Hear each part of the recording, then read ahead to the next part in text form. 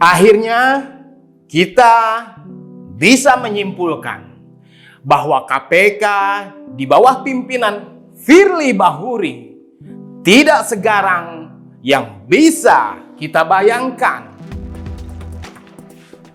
Dari sebelum Firly didapuk menjadi pimpinan KPK sampai dia duduk menjabat sebagai ketua KPK hingga sampai saat ini, tak pernah Firly dan lembaga yang dia pimpin menjadikan Anies sebagai tersangka.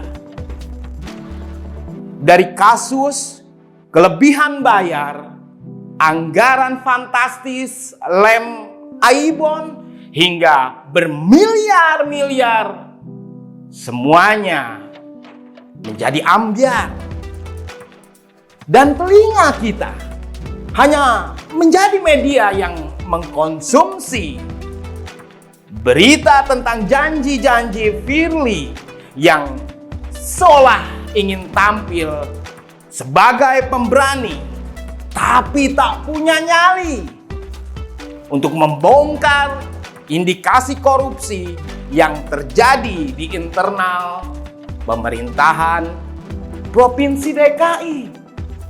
Dari kasus pemotongan anggaran untuk penanggulangan banjir yang pada setiap tahunnya yang terhitung sejak 2018 sampai berakhirnya masa jabatan Anies sebagai gubernur. Lalu kasus kelebihan bayar subsidi terhadap PT Transportasi Jakarta tahun anggaran 2018 dan 2019 yang nilai kelebihan bayar sebesar 415.922,80 juta. Kegagalan Pemprov DKI dalam pembebasan 118 bidang lahan yang bertujuan untuk menormalisasi sungai berkisar 160 miliar pada APBD perubahan 2019. Dan ironisnya, di bulan Desember 2019 dan Februari 2020, Gubernur malah menggelontorkan anggaran komitmen fee Formula E sebesar 560 miliar rupiah. Lalu kelebihan bayar untuk alat pemadam kebakaran yang mencapai 6,52 miliar. Dan yang lain adalah pengadaan tanah di daerah Munjul Cipayung yang ditaksir negara dirugikan sebesar 152 miliar rupiah. Banyak lagi kasus-kasus lain yang terindikasi praktik rasuah baik yang dilakukan oleh jajaran aparaturnya, terlebih atas diri Anies, mengingat dia sebagai kepala pemerintahan.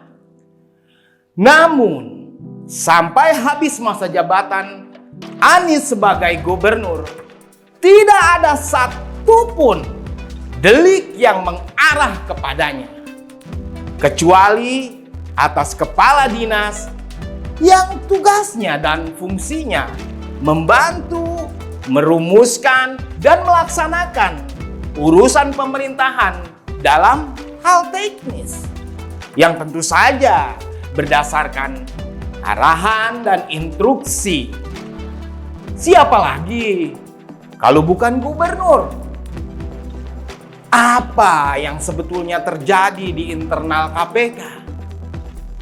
Bagaimana mungkin institusi atau lembaga lainnya yang nyaris memiliki kompetensi yang sama dalam penanganan kasus rasuah ini bisa memberikan justifikasi atas sikap KPK yang terkesan tidak serius dalam menyelidiki kasus yang amat sangat kasat mata ini.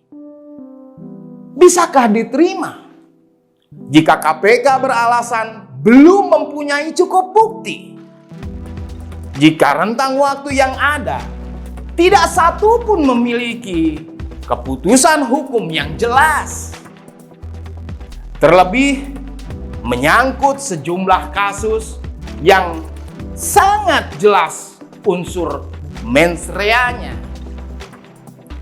Secara pribadi, saya sudah merasa lelah dalam berharap KPK menjadi lembaga yang ditakuti oleh para pencuri uang rakyat atau koruptor.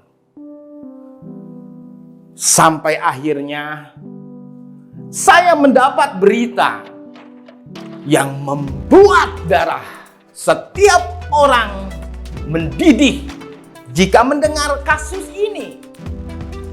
Informasi itu adalah berkaitan di mana pegiat media sosial dalam akun Twitternya Rudy Palingka atau @Kurawa membocorkan dugaan korupsi bantuan sosial yang menyebutkan temuan dugaan korupsi program bansos atau bantuan sosial Pemprov DKI tahun 2020 senilai 2,85 triliun hasil audit forensik Ernst & Young yang belum dibuka ke publik, kata Rudy, dikutip dari Twitter pribadinya @Kurawa Selasa 10 Januari 2023.